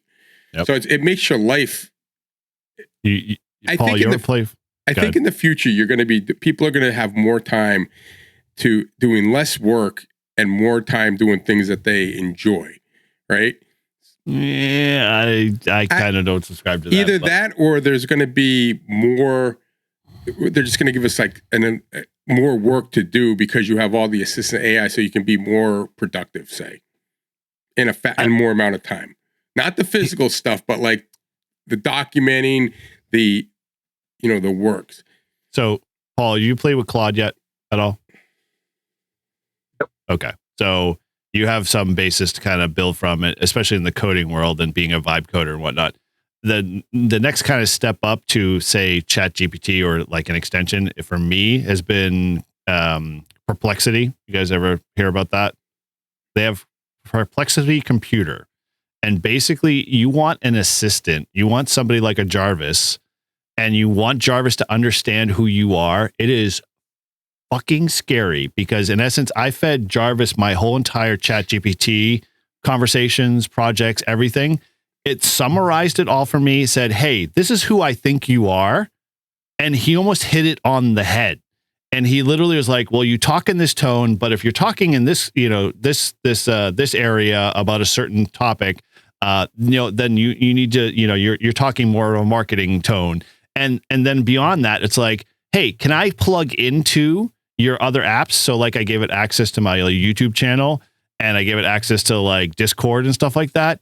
And it's like, it's watching that stuff all the time and going, hey, I noticed that Shannon posted something over here on Discord. And I noticed you also had a conversation and you talked about in Brew and Activate this option. Do you want me to write you an article, around this for your next blog post? And I'm not even asking this stuff in advance. It's just like learning. So is that a locally hosted, or is that new? It's a mix. It's a mix. So you can run Perplexity AI Cloud, or you can run it in an app basically locally. The app one has more power because you can feed it your file systems and locations of what you want us to see and read, which makes it way more complex and strong in terms of understanding your model and building a LLM for you.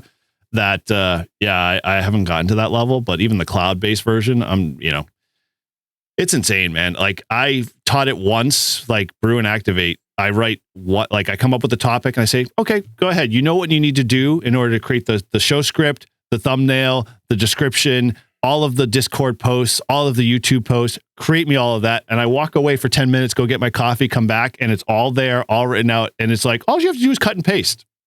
And literally everything I do is like spot on. And it's like, it's scary because in essence, I don't have to think any longer, which I dude, I don't know about you, but I like thinking,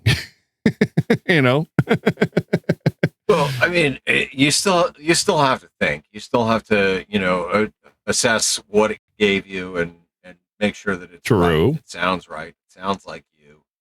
I think there's a difference between using AI for productivity and time saving, and using AI as a supplement for using your own brain. Mm-hmm. Right. And so I think we're probably of the same mindset that like we would like to use AI to advance our productivity and our skill sets. But at the end of the day, like our thoughts and that's what really truly matters. Well, right. We're critical thinkers because we're Gen X. We basically spent outdoors entertaining ourselves, learning about the world, being adults. So we know all of those things. God and how knows to do water is good water. Exactly right. All of those, those aspects that you all hear about Gen X and, in that generation. It's like, I don't want to lose that because in essence, that for me is important. But yeah, I'm with you on the same time. I mean, like the way Todd's saying, like compiling notes, I do the same thing with my clients. I like drop my phone on the desk and we have a conversation and it's recording all in the background. I let my client know in the very beginning, hey, it's just recording our notes and it'll summarize all that stuff for you. And they're like, yeah, whatever. And then, literally in an hour after the meeting, I just send it all off to them. And I'm like, you gathered all that? Like, I'm like, no, the app did it for me. AI did it for me. What app and I do don't you think use? I use the Perplexity computer actually has like it basically just a listen, and so it'll listen to the conversation. It'll record I just use this app Noti. N-O-T-E. Yeah, Noti is another one. It's so awesome, and it's like, I mean, for me, it's like because I can't sit through a meeting, like a Zoom meeting for like an hour of people talking about shit I don't care about, but there's stuff that I need to know about it. So I just record it on the Noti app, and then it just summarizes it when it's done. And I can read like a 1-page summary and get all the information I need that they talked about for an hour. Yeah. Well, you can do the same thing. Like if you're on a Zoom and you ask for the transcript, you can take the transcript, throw it at ChatGPT and tell it to summarize it. And same thing, Yeah. So, but I don't know, man. It's fun. I like it, but if we bring this back to ham radio, I don't know, like you foresee like AI getting into ham radio, like at any level? Oh yeah. Oh, it's already happening. It is. But for you, like in your little world, like would you allow it to creep in? The whole reason why I wanted to build a locally hosted AI, right, was to do kind of what the things that you're saying Perplexity does for you. Like I wanted to be able to integrate all of the different things that are built into my computer, and if I wanted to operate the radio, I want to be able to be like, hey, all right, fucking whatever your face AI, I want to do some FT8 while I'm, fucking around doing some research for this video. So why don't you go ahead and launch, WSGTX, throw a grid tracker down in the background, but open it up and get AC log up and get that in the background as well. Only take up, monitor number 2, because that's where I want WSGTX to work while I'm, focused on monitor 1, doing my research, and have the AI just do it. Or be like, all right, I'm thinking about skydiving, the next 3 days. What's the weather forecast? What's the barometric pressure? This is where I'm looking to go. Like, do a forecast, kind of, assess all of that data and compile it. Give me, factual as accurate information as possible. The trouble is building something that's locally hosted versus something that's cloud-based. There's a lot of limitations on your real world kind of research abilities and cloud-based things, and then to integrate all that, you end up having to pay for every time that you're pulling a cloud-based API. Which, that's an interesting topic. It's like, because that's the problem with computer. Like I get tokens. Like this reminds me of like what was the movie with Bruce Willis where he's trying to help solve the stone thing. Oh my gosh, I forgot Fifth Element.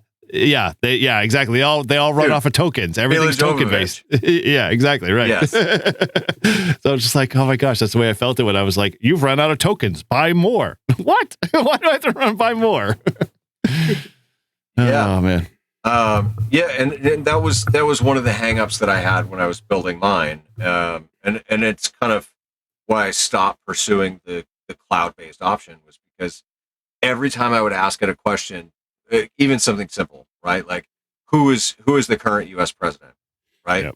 Well, all of these AI models are only current as of like 2023. Like that is their most recent like database. So I had to do a lot of hard coding to say, listen, if it's not in your database, or if your database date of information doesn't match like today's date, then you obviously need to seek an outside source. And every one of those API calls was like something.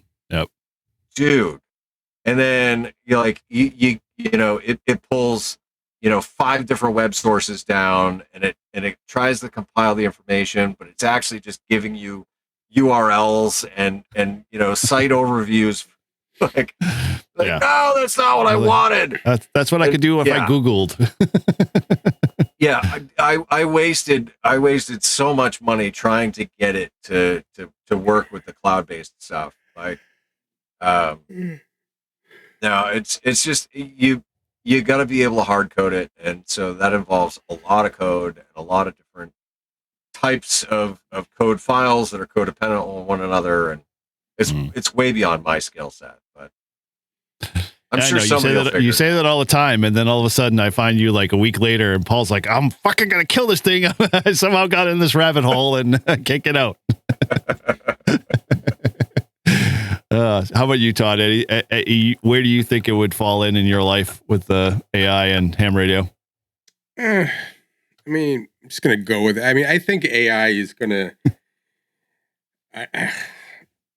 It's kind of scary in some part, but for ham radio, I mean, it's kind of like the model airplanes, right? Like, there's so much technology, it almost made it like it's not fun with all the. When you buy a new plane, like a 2-year-old could fly it. It's not fun anymore. Like, the challenge was flying it and manually, fighting the wind and do it. Now, like, the things will land by themselves and stuff. And I think AI is going to make, at least for me, it's going to make things a little bit more boring.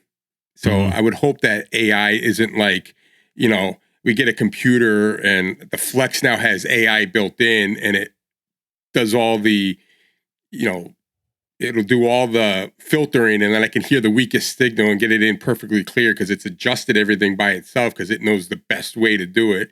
I mean, so then I'm just sitting there, like letting the computer do it. It's kind of like the way I look at FT8.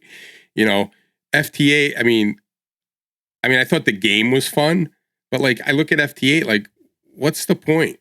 Like, you push the button, the computer does all the work. Oh, you made a contact. Great. Push the button again. And you don't even have to do that anymore. It's like, what's the point?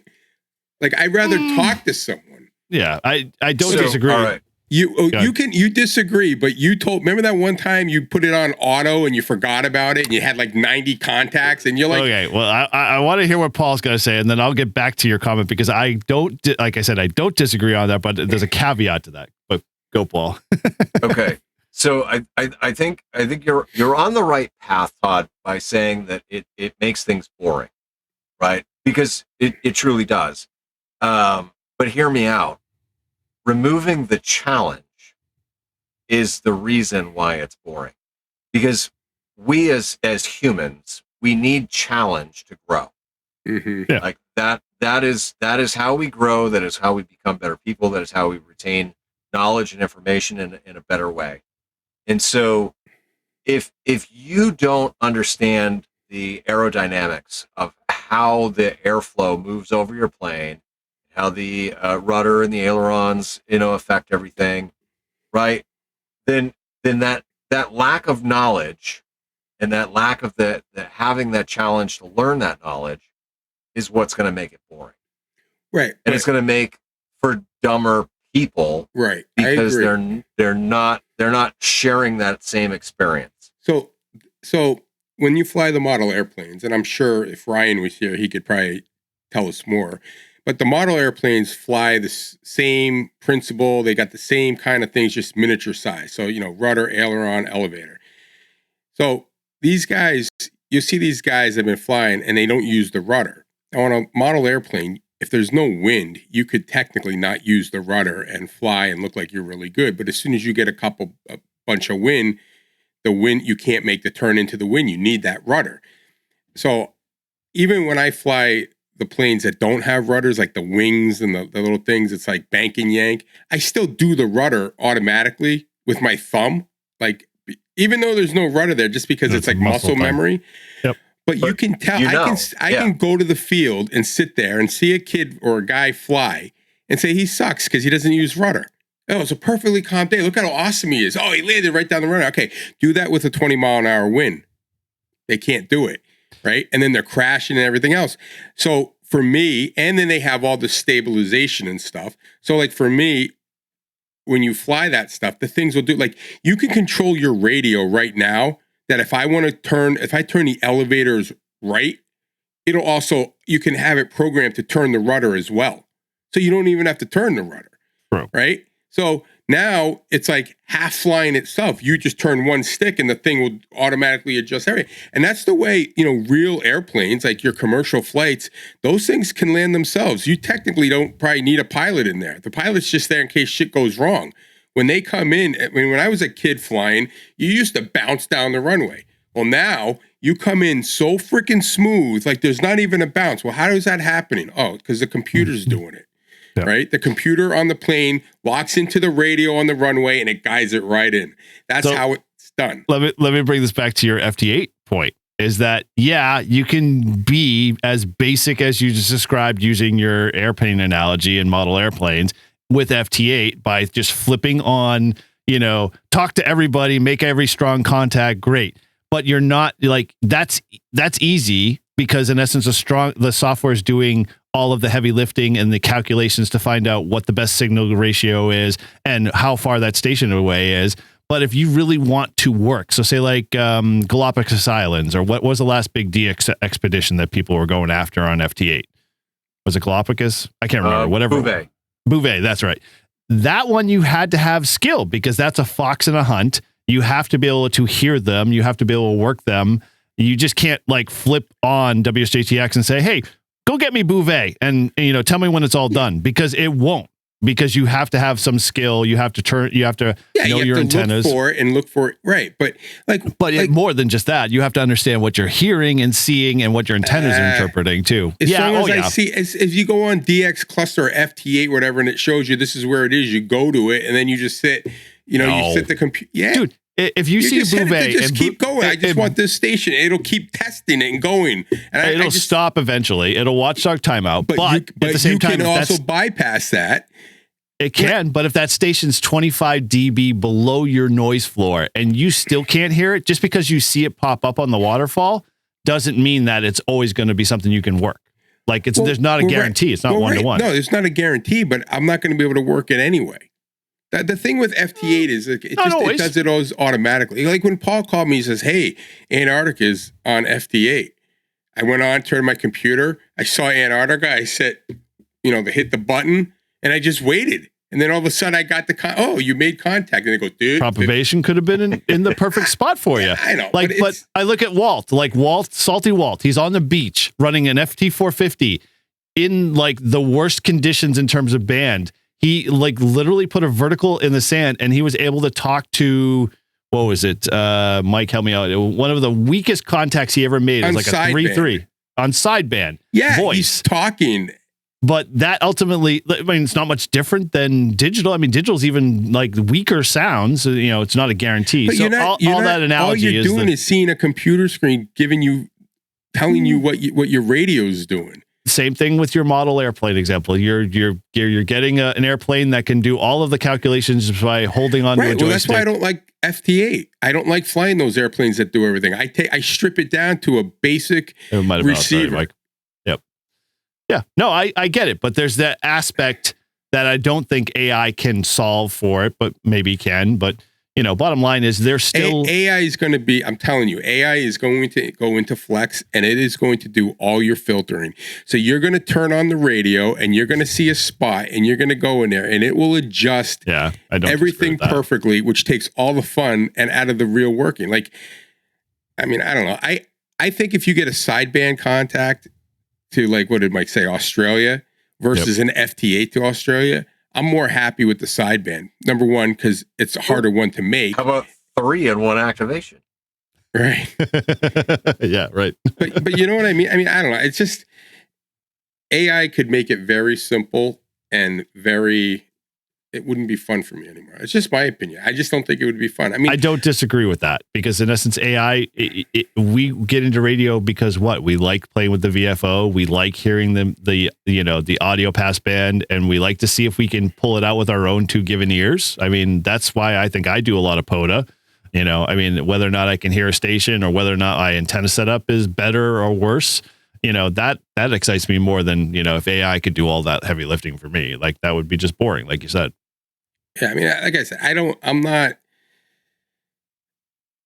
I'm excited for AI for what it can do, but I think what's going to happen is it's going to get to the point where I am going to want to simplify my life and want to get back to actually physically doing the things without the assistance of all the technology. Some technology is good. Like, I'll use the airplanes, right? The going to the 2.4 gigahertz is way better than using the crystals, right? It's easier. It's like you don't have to have and wait for someone to have a crystal. It'll just find your frequency and you can have 30, 50 people there and 5 people go, and you're not have to have the crystal board. So it just makes it like you can get on faster, but it doesn't change, that technology doesn't change the actual input of flying the plane, right? It doesn't require a skill to right. Okay. So like, I guarantee you 99.9% of all people that fly those freaking camera drones cannot fly that camera drone without the GPS on. Yes. Yeah. Right. Well, we all know that. I can. I right? can't. I can easily do it, but they can't. Crash. They can't do it. But because the technology has made it so easy. Like you just let go of everything. It just stops in one spot where, that's not how real life works. Bob cough.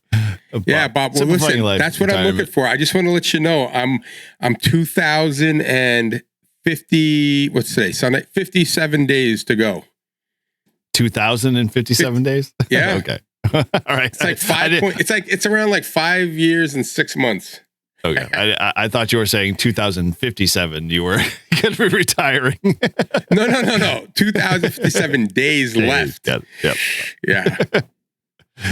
But, I mean, I don't know. It's like kind of like, fishing, right? They got those bait casters now that got the computer disc that they'll never, you don't have to hold it. The Shimano DC controlled. Right?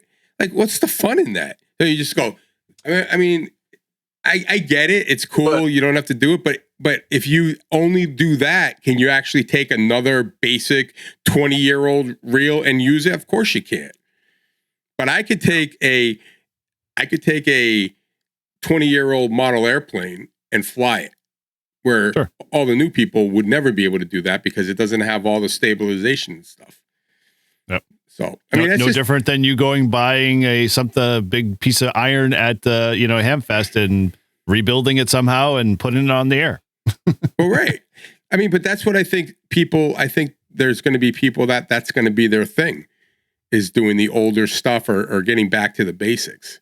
Yeah, but do you think that's going to change for us? Like, Hamfests are still old junk right now. I mean, it's still tube. There's still stuff out there. Like, in 10 more years, 20 more years, it's not going to be that stuff any longer, right? Like, it's going to be like our DX10s on the bench. We're getting older, but this new generation, I mean, they don't want to do shit. They don't even want to work. So they're not going to get into ham radio if they actually have to turn a knob, and they're just going to want to be able to turn it on and talk to people. Yes, Mike, you're right. 100%. Yazu had AI in the radios. It was just buried too deep in the F menu. Oh, man. Yeah, I don't know. Maybe I'm just getting too old, and you get to a point like my parents, they can't even deal with iPhones, let alone. But like maybe I'm just at that point where it's like I'm just done. But honestly, like yesterday, I spent the whole day on my tractor working my yard. I got so much shit done. This tractor is amazing. Like I literally did mine and my dad's. I what do you call it? Thatched our yards in 45 minutes. Both of them. The thing used to take me freaking 2 days to do it by hand. But just being out there, I've got all the pool furniture out. I'm just back to basics, right? Like I'm just mechanics. There's no fancy shit on it. Doesn't have computers. It's not, GPS. It's not doing it itself. It's just, No. I mean, there's a luxury somewhat, like Paul would agree, to fixing your own vehicle and being able to fix it and know it's fixed versus the shit we have today. How many people nowadays you think who drive cars know how to fucking change their oil or rotate their tires? How many memes have we seen that? Right? No one does. I see these freaking losers like on the side of the road with a flat tire waiting for the AAA guy to come. And I'm like, are you kidding me? Like, you're going to wait there for like 3 hours. You could have it done in like 10 minutes. But they don't even probably know how to do it. I will say this. If I ended up with a flat tire on my truck, I don't have a spare. So okay. That's a different I would be problem. Waiting for a tow. Right, exactly. But what I'm saying is most people who have cars have a spare donut in the back in their truck, but they probably don't even know how to take the thing out of the trunk, to unscrew the jack, to pull it out and do it. I guarantee you. Yeah, now I get it. So what? Tesla's flat tires, it basically calls on your behalf. Dude, drive a Tesla. I'll tell you, Teslas are fun when you do it all by yourself. When you do all the fancy stuff, it's like you might as well not even be there. Just drives itself. I just saw a thing on the Book of Faces of a woman that got pulled over for, I forget what it was, but she ended up getting a DWI, and her argument is, I wasn't driving, my Tesla was driving, and I was just supervising it. So now that's a good case, because if the car was in auto mode, then she technically wasn't driving, because you're allowed to be drunk. That's another example. Like, okay, so if you have an expired license and the car's in auto mode, are you technically driving the car? Yeah, exactly. Good point. Now, I do MT8 while AAA fixes my flats.